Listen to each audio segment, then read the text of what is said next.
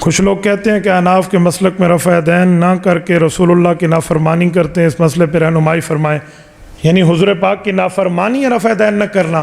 اگر حضور کا فرمان دکھا دو کہ حضور نے فرمایا اور رفع دین کرو، میں 1,00,000 روپیہ نقد انعام دوں گا تمہیں۔ فرمان تم دکھا دو، ارفعوا ایدیکم، حضور نے ہمیں حکم دے کر فرمایا رفع دین کرو۔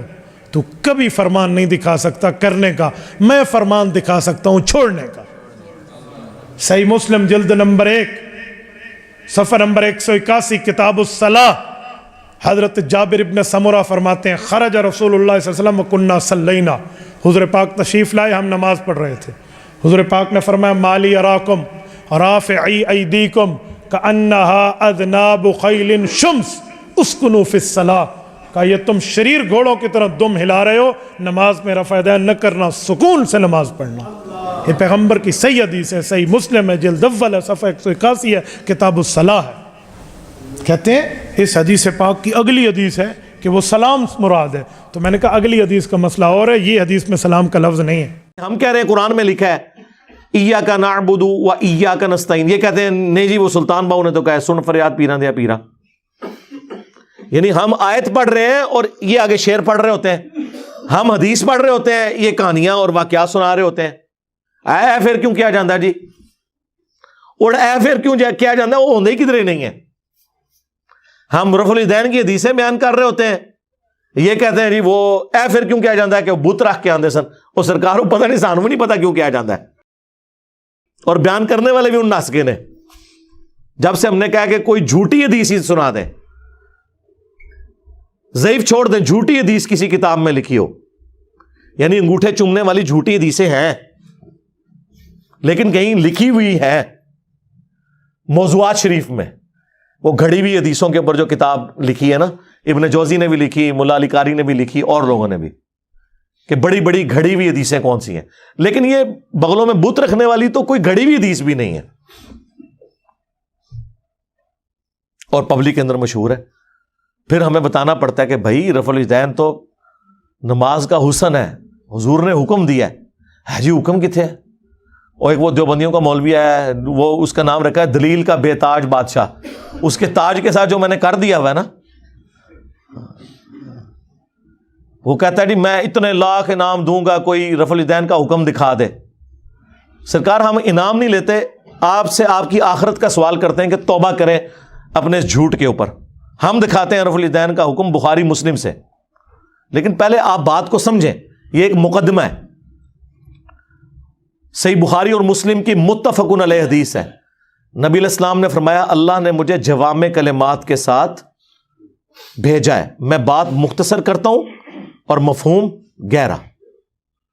بخاری مسلم دونوں میں حدیث ہے انما الاعمال بالنیات، اعمال کا دار و مدار تو صرف نیتوں کے اوپر ہے۔ اب یہ ایک جملہ ہے، اس کے اوپر پوری کتاب لکھی جا سکتی ہے، یہ ہے جوامع کلمات، اس کو آپ ذہن میں رکھیں۔ اب آ جائیں بخاری مسلم دونوں میں حدیث ہے، مالک بن حویرث کہتے ہیں رضی اللہ تعالیٰ عنہ علیہ السلام، ہم چند نوجوان تھے 20 دن کے لیے حضور کے پاس گئے، مہمان بن گئے، حضور کی وفات سے 1-1.5 سال پہلے غزوہ تبوک کے موقع پر مسجد نبوی میں ٹھہرے 20 دن تک، آپ کے صبح و شام آبزرو کیے۔ جب حضور نے دیکھا نا کہ اب ہمیں گھر کی یاد ستا رہی ہے، تو اچھے ٹیچر کی یہی نشانی ہے کہ اس سے پہلے کہ کوئی اکتا جائے خود ہی اسے بھیج دیا جائے۔ آج تو آپ کہتے ہیں نا حضور میں آپ کے زمانے میں ہوتا تو ہر وقت آپ کو وضو کرواتا رہتا، ایسا نہیں ہوتا، دنیا میں ایسے نہیں معاملات چلتے۔ تو وہ کہتے ہیں ہمیں اپنے ماں باپ یاد آنا شروع ہو گئے، تو حضور نے جب یہ دیکھا نا کہ اب یہ ان کا انٹرسٹ لوز ہو رہا ہے، تو آپ نے کہا کہ سب کو اکٹھا کر کے کہا کہ اب اپنے گاؤں ایریا میں واپس چلے جاؤ۔ جب جانا تو جب نماز کا ٹائم ہو تو تم نے مجھے 5 وقت نماز پڑھتے ہوئے دیکھا ہے، ان اوقات میں تم نے نماز پڑھنی ہے۔ ایک بندہ اذان دے گا جو زیادہ قرآن جانتا ہے اور عمر میں بھی بڑا ہو، وہ تمہاری امامت کروائے، اور صلو کما رأیتمونی اصلی، اور نماز تم نے ویسے پڑھنی ہے جس طرح مجھے تم نے نماز پڑھتے ہوئے دیکھا ہے۔ کلیئر ہو گیا؟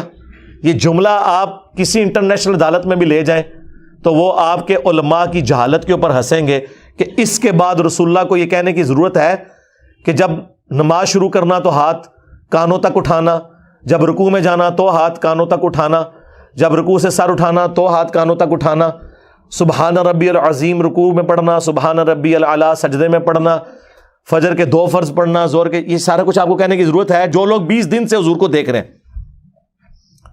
اس کے بعد صرف ایک ہماری ذمہ داری ہے کہ جس شخص کو حضور نے یہ کہا نا تم نے نماز ویسے اسٹیبلش کرنی ہے جس طرح مجھے تم نے دیکھا ہے, ہم اس شخص سے یہ بتا دیں کہ حضور کو نماز پڑھتے ہوئے اس نے کیسے دیکھا ہے, پھر کام ختم ہو گیا نا.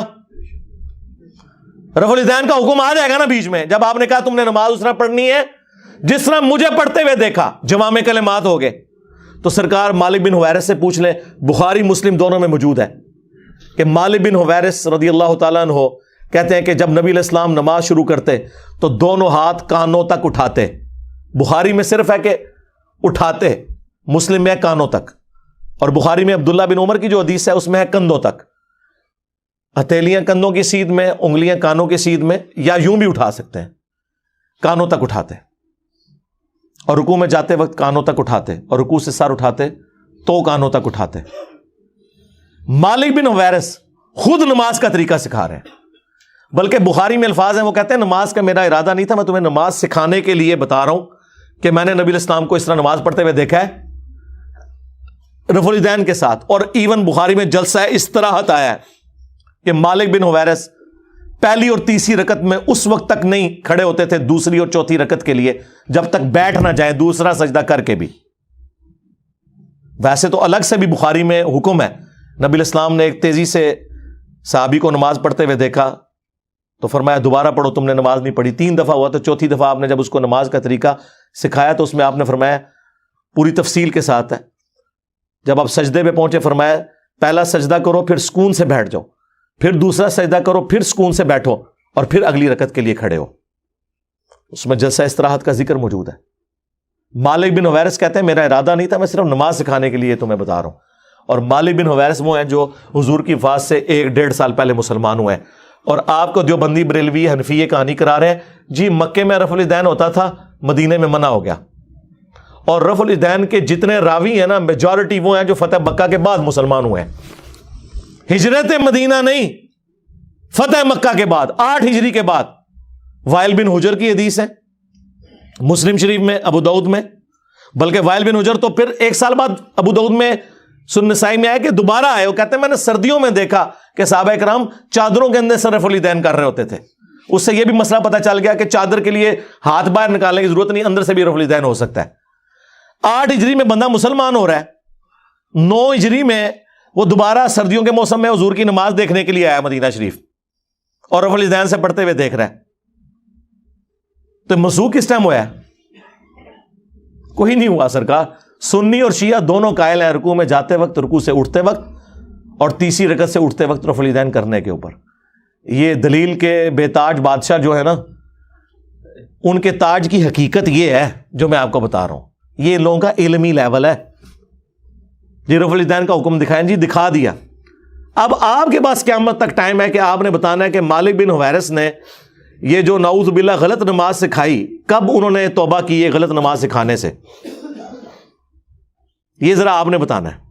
ابو حمید سعدی کی حدیث بخاری میں بھی ہے اور تفصیل کے ساتھ جامعہ ترمذی اور سنن نبی داؤد میں. 10 صحابہ کی موجودگی میں انہوں نے نماز کا طریقہ جب سکھایا تو باقی 10 لوگوں نے کہا کہ آپ تو بالکل اینڈ پہ مسلمان ہوئے ہیں. انہوں نے کہا کہ اس میں کوئی لڑائی جھگڑے والی بات نہیں, میں تمہارے سامنے نماز پڑھتا ہوں, اگر میں غلطی کروں مجھے بتا دینا. تو انہوں نے 10 صحابہ کی موجودگی میں نماز پڑھی. اس سے یہ بھی ثابت ہو گیا کہ وہ شخص نماز کا طریقہ بیان کر رہا تھا جو اینڈ پہ مسلمان ہوا, اور باقی صحابہ کہہ رہے ہیں تو بالکل آخر میں آیا. اور پھر جب وہ نماز کا طریقہ بتا چکے تو 10 نے بیک زبان کہا کہ آپ نے بالکل صحیح نماز پڑھی, رسول اللہ اسی طرح نماز پڑھا کرتے تھے. مراد یہ کہ حضور کی وفات کے بعد ذکر ہو رہا ہے, اور یہ ایٹ لیسٹ 30 سال بعد کا واقعہ حضور کی وفات کے. فوراً بعد بھی کوئی فرق نہیں پڑتا. 10 کے 10 کو غلطی, جس میں ابو قتادہ بھی شامل ہے سینئر صاحب میں سے. اس میں انہوں نے رفع الیدین کا ذکر کیا ہے, جلسہ استراحت کا ذکر کیا ہے, تورک بیٹھنے کا ذکر کیا ہے. چوتھی رکعت میں بائیں سرین پہ بیٹھ کے دایاں یعنی پاؤں کھڑا کر کے اس کے نیچے سے بائیں پاؤں کو گزارنا. اور ابو داؤد میں تو الفاظ ہیں کہ جب نبی علیہ السلام نماز کا ارادہ کرتے تو نبی علیہ السلام قبلہ رخ کھڑے ہوتے اور اپنے ہاتھوں کو کندھوں تک بلند کرتے، یہاں تک کہ ہر ہڈی اپنی جگہ پر جب واپس آ جاتی پھر آپ قرات شروع کرتے۔ اس سے میں نے ثابت کیا کہ انہوں نے ہاتھ چھوڑ کے نماز پڑھی ہے، کیونکہ جب بھی کوئی نماز شروع کرنے کا ارادہ کرتا ہے تو ہاتھ باندھ کے نہیں نماز پڑھتا، یوں کھڑا ہوا ہے اور وہ نماز یوں شروع کرتا ہے اور ہر ہڈی اپنی جگہ پر واپس آ جاتی۔ یہاں موقع تھا وہ کہتے ہیں کہ ہر ہڈی دایاں ہاتھ بائیں پر آ جاتا، نہیں، انہوں نے کہا اپنی واپس اپنی جگہ پہ آ جاتی۔ اس سے نبی علیہ السلام سے بھی ہاتھ چھوڑ کے نماز پڑھنا ثابت ہے۔ ویسے عبداللہ ابن زبیر کی الگ سے حدیث ہے المصنف ابن ابی شیبہ میں، باقاعدہ باب باندھا ہے امام ابن ابی شیبہ، امام بخاری مسلم کے استاد نے، کہ ان صحابہ اور تابعین کا بیان جو ہاتھ باندھ کے نماز پڑھتے تھے، جو ہاتھ چھوڑ کے۔ ہمارے نزدیک دونوں طریقے درست ہیں، ہاتھ باندھنا بھی، ہاتھ چھوڑنا بھی۔ تو وہاں پہ پھر 11 صحابہ کی یہ گواہی ہوگی، 10 وہ اور 11واں جو سکھا رہا تھا۔ تسی 11ویں لی سرکار نو مندے ہو، اسی 11 سرکاراں نو مننے ہاں، اور ساڈی سرکاراں ہو جو صحابہ نے۔ جی رفع الیدین کا حکم دکھا دیا، جی دکھا دیا ہے، اور آپ رفع الیدین کا مذاق جو اڑاتے ہیں، اللہ سے ڈر جائیں۔ گھوڑوں کے دموں کے ساتھ اسے تشبیہ دیتے ہیں۔ کیا رسول اللہ پوری زندگی اس طریقے سے نماز پڑھتے رہے جس کو آپ نے بعد میں کہنا تھا یہ گھوڑوں کی دمیں ہیں؟ آپ خود سوچیں اغلن، کیونکہ میں نے تو ثابت کر دیا کہ حضور اپنی وفات سے 1 سال پہلے تک کر رہے ہیں۔ ویسے تو میں نے مسئلہ 70B میں ثابت کیا ہے کہ وفات تک، وہ کہتے ہیں وفات تک کا لفظ جی موجود ہے۔ جب حضور کی وفات کے بعد صحابہ کرام نماز کا طریقہ سکھا رہے ہیں تو وفات تک ہی ہوا نا، لاجیکل ہے۔ یہ تو نہیں کہ منسوخ شدہ طریقہ انہوں نے سکھانا تھا۔ باقی تفصیل وہ دیکھ لیں، 2.25 گھنٹے کا لیکچر ہے۔ ان کے 8 دھوکوں کے جو میں نے جواب دیے ہیں جی، بغلوں میں بت رکھ کے آتے تھے، ٹھیک ہے جی، گھوڑوں کی دموں والی روایت مسلم شریف سے آؤٹ آف کانٹیکسٹ، جابر بن سمرہ والی شریر گھوڑوں کی دمیں، وہ 4 روایتیں کٹھی ہیں، اس میں باقاعدہ موجود ہے کہ وہ سلام پھیرتے وقت زانوں سے ہاتھوں کو اٹھاتے تھے۔ وہ کہتے ہیں نہیں، ایک روایت میں اس کے بغیر ذکر ہے۔ کچھ لوگ کہتے ہیں کہ اناف کے مسلک میں رفع دین نہ کر کے رسول اللہ کی نافرمانی کرتے ہیں، اس مسئلے پہ رہنمائی فرمائیں۔ یعنی حضور پاک کی نافرمانی یا رفع دین نہ کرنا؟ اگر حضور کا فرمان دکھا دو کہ حضور نے فرمایا اور رفع دین کرو، میں 1 لاکھ روپیہ نقد انعام دوں گا تمہیں۔ فرمان تم دکھا دو، ارفعوا ایدیکم، حضور نے ہمیں حکم دے کر فرمایا رفع دین کرو۔ تو کبھی فرمان نہیں دکھا سکتا کرنے کا، میں فرمان دکھا سکتا ہوں چھوڑنے کا۔ صحیح مسلم جلد نمبر 1 صفحہ نمبر 181 کتاب الصلاۃ، حضرت جابر ابن سمرہ فرماتے ہیں خرج رسول اللہ صلی اللہ علیہ وسلم وکنا صلینا، حضور پاک تشریف لائے، ہم نماز پڑھ رہے تھے، حضور پاک نے فرمایا مالی اراکم رافعی ایدیکم کانہا اذناب خیل شمس اسکنوا فی الصلاۃ، کہا یہ تم شریر گھوڑوں کی طرح دم ہلا رہے ہو، نماز میں رفع دین نہ کرنا، سکون سے نماز پڑھنا۔ یہ پیغمبر کی صحیح حدیث ہے، صحیح مسلم ہے، جلد اول ہے، صفحہ 181 ہے، کتاب الصلاۃ ہے۔ کہتے ہیں اس حدیث پاک کی اگلی حدیث ہے کہ وہ سلام مراد ہے، تو میں نے کہا اگلی حدیث کا مسئلہ اور ہے، یہ حدیث میں سلام کا لفظ نہیں ہے۔ سرکار یہ حدیث ابو داؤد میں بھی ہے، سنن نسائی میں بھی ہے، باقاعدہ اس کے اوپر اماموں نے باب باندھے ہوئے ہیں کہ یہ حدیث کس سے متعلق ہے، آپ کے رد کے اوپر کہ سلام پھیرتے وقت۔ امام نووی نے بھی مسلم کے باب کے اوپر یہ لکھا ہوا ہے۔ اس سے بڑھ کر امام بخاری نے جز رفع الیدین میں لکھا ہے کہ جو گھوڑوں کی دموں والی حدیث رفع الیدین پہ لگاتے ہیں انہیں ڈرنا چاہیے کہ اللہ کا عذاب نہ ان پر آ جائے۔ سورہ نور کی آیت کوٹ کی کہ رسول اللہ کے ساتھ دشمنی کر رہے ہیں، یہ سنت کا مذاق اڑا رہے ہیں۔ اور جز رفع الیدین پہ جو میں نے ویڈیو ریکارڈ کرائی ہے، جو کچھ امام بخاری نے ان کی طبیعت صاف کی ہوئی ہے، وہ 70B مسئلہ آپ ضرور دیکھیں، رفع الیدین سے متعلق فرقہ وارانہ نظریات کا تحقیقی جائزہ۔ اس میں ان کے آپ کو جھوٹ پتہ چلیں گے کہ یہ جھوٹ کی بنیاد پہ کھڑے ہیں، اور ہم تو بڑے خوش ہوتے ہیں کوئی گھوڑوں کی دموں والی حدیث بتا دے، بت رکھنے والی جھوٹی بات خود گھڑی بھی بتا دے، ہم پھر کہتے ہیں آپ کو بتائیں گے۔ بلکہ اس سے بڑھ کر میں G10 میں رہتا تھا، یہ میں بات کر رہا ہوں 2008-9 کی، 8 سے آلموسٹ کوئی 14-15 سال پہلے۔ ہمارے قریبی دوست تھے، وہ کٹر بریلوی تھے، ہم بھی اس زمانے میں بریلوی تھے۔ میرے ساتھ وہ اعتکاف بیٹھے G10 کی مسجد میں، G10-4 میں۔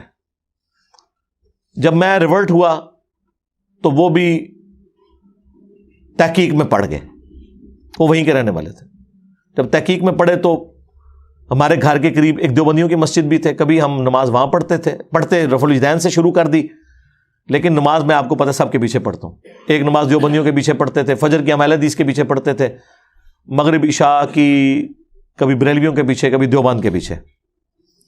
वहाँ के मुफ्ती को खटका लग गया, उसने कहा चलो ये तो गुमराह हुए हैं, ये तो आउटसाइडर हैं, जो G10 का रहने वाला है ना बंदा, जिसका अपना ज़ाती घर था वहाँ पे, जद्दी पुश्ती, जो इनका दोस्त है, इसको तो हम कायल करें। उसने एक किताबचा दे दिया उसे,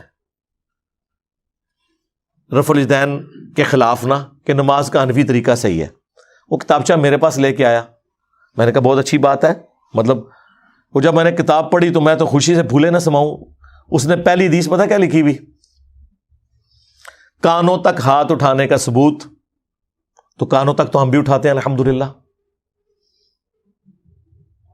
लेकिन हदीस लिखी मालिक बिन हुवैरिस वाली, मुस्लिम शरीफ से, और हदीस लिखी कि मालिक बिन हुवैरिस कहते हैं कि मैंने नबी अलैहिस्सलाम को देखा कि जब नमाज शुरू करते तो दोनों हाथ कानों तक उठाते।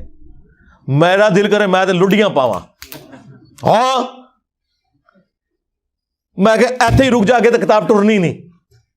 ये हदीस मैंने कहा मैं ओरिजिनल ना देवबंद और बरेलवियों की किताब मुस्लिम शरीफ जो तर्जमे के साथ है उसमें से तुझे दिखाऊंगा और तूने खुद रफ़ा इदैन शुरू कर देना है। कहता कैसे? मैंने कहा ये देख, इन्होंने आधी हदीस लिखी हुई है, इसके आगे लिखा हुआ है जब रुकू में जाने लगते तो कानों तक हाथ उठाते, और जब रुकू से सर उठाते तो कानों तक हाथ उठाते। ये मालिक बिन हुवैरिस भी तुम्हारी पूरी नमाज का तरीका है, सल्लू कमा रअयतमूनी उसल्ली, हमें और क्या चाहिए। अच्छा, वो किताबचा लेके ना वो देवबंद के मुफ्ती के पास पहुंच गया। ये इन मुफ्तियों का, ये दलील के जो बेताज बादशाहों का इल्मी लेवल ये होता है। वो जब वहां पे पहुंचा ना, उसने कहा ये आपने जो हदीस लिखी है आपने मुस्लिम शरीफ से पढ़ी है? उसने कहा ये तो बहुत बड़े आलिम दीन की किताब है, यकीनन ये लिखा होगा। उन्होंने कहा लिखा तो जरूर है, लेकिन सिर्फ इतना नहीं लिखा हुआ, इसके आगे तो कुछ और भी लिखा हुआ है। उसने कहा ये हो नहीं सकता। उन्होंने कहा ये देखो मुस्लिम शरीफ में लिखा हुआ है कि जब नमाज शुरू करते तो कानों तक हाथ उठाते, और जब रुकू में जाने लगते तो कानों तक हाथ उठाते, और जब रुकू से सर उठाते तो कानों तक हाथ उठाते। तो ये इसने आधी हदीस क्यों लिखी है? इसके बाद कोई गुंजाइश रह गई थी, लेकिन जब अल्लाह ताला खतम अल्लाहु अला कुलूबिहिम व अला समइहिम व अला अबसारिहिम गिशावा, दिलों पर, आंखों पर, कानों पर मोहर लग जाए, जो सूरतुल बकरा में आया और सूरतुल अनाम में आया कि हम इनके दिलों को और आंखों को हक कबूल करने से फेर देंगे। जैसा कि पहली दफा जब इन पे हक खुला था ना तो इन्होंने हक से इनाद किया था, अब हम इनके ऊपर मोहरें लगा देंगे। वलौ अन्ना नज़्ज़लना इलैहिमुल मलाइका, और ये अब ऐसी गुमराही में पड़ जाएंगे अगर आसमान से फरिश्ते इनके सामने नाजिल हों और मुर्दे कब्रों से निकल के इन्हें बताए ना कि आखिरत होने वाली है और क़यामत का तमाम मंजर इनकी आंखों के सामने आ जाए, तब भी ये ईमान नहीं लेके आएंगे, क्योंकि अल्लाह ने मोहर लगा दी है। और यही हुआ उसके साथ। वो कहता है कि जी हमने ये आधी हदीस इसलिए लिखी है कि ये हमारी दलील थी। उन्हें कहा यार हदीस तो पूरी दलील होती है, आधी तो नहीं।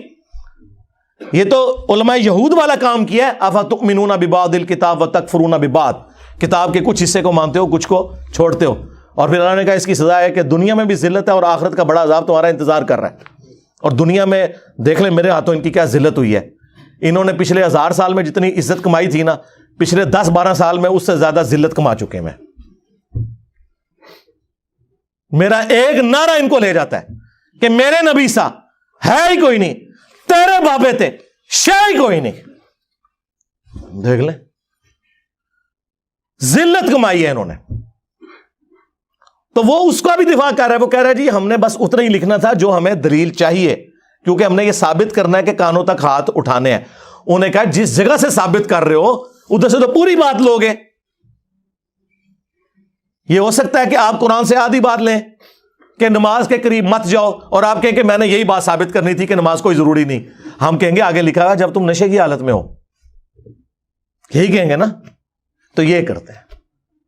और चूंकि इनको बड़ों से यही आदत पड़ी हुई है आधी बातें बयान करने की, आधी काटने की, इसलिए मेरे भी आधे आधे क्लिप काट के ना मुतरफर करवाने की कोशिश करते हैं, और मुझे कोई फर्क नहीं पड़ता। मैंने आपको बारहा बताया है कि मुझसे बचने का तरीका यह है कि अपनी जुबानें बंद रखें। अगर जुबान आप खोलेंगे मैं तो घर तक पहुंचा के आवांगा, मंजी ठोक देंगे तो मैं। ذہن رکھیو, بلکہ ٹھوک دیتی ہے اللہ کے فضل. جتنا بولو گے, جتنا چیخو گے, کیونکہ میں نے تو پھر جواب دینا نا. آپ میرے پہ الزام لگائیں گے تو میں آپ کو پھر کلیئر کروں گا کہ بھائی یہ بات لکھی ہوئی تھی, یہ تو یہ کہہ رہے تھے.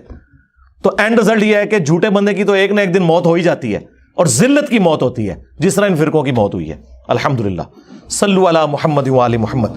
اللہم صلی علی محمد و علی آل محمد و اصحاب محمد و ازواج محمد و امت محمد اجمعین الی یوم الدین.